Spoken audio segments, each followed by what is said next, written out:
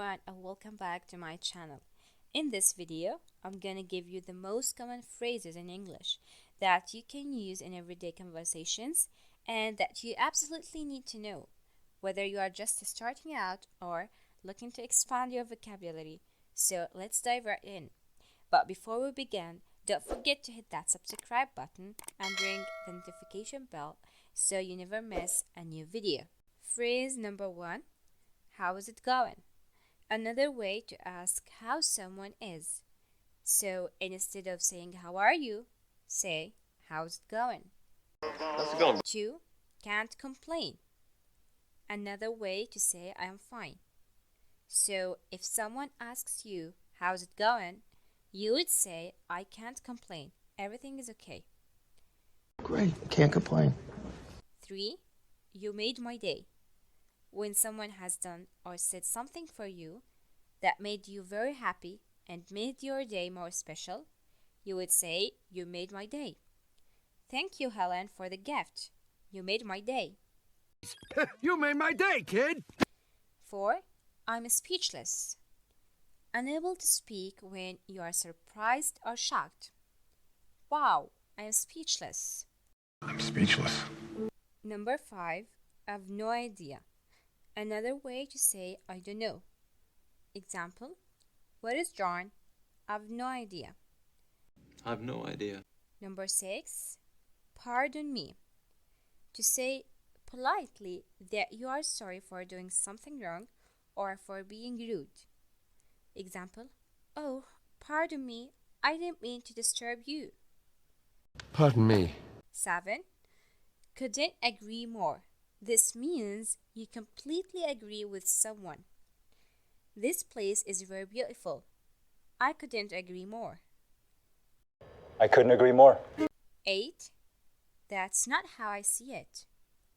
In a polite way, you disagree with someone. That's not how I see it. Number 9. I'm starving, which means very hungry. So instead of saying I'm very hungry, say I'm starving. I'm starving. 10.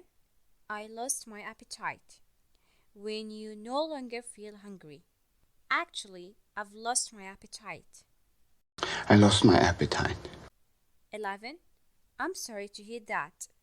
It's a very useful expression when someone gives you bad news. I just lost my job. Oh, I'm sorry to hear that, Alex. I'm sorry to hear that. Number 12. That's great. To respond when someone gives you good or great news.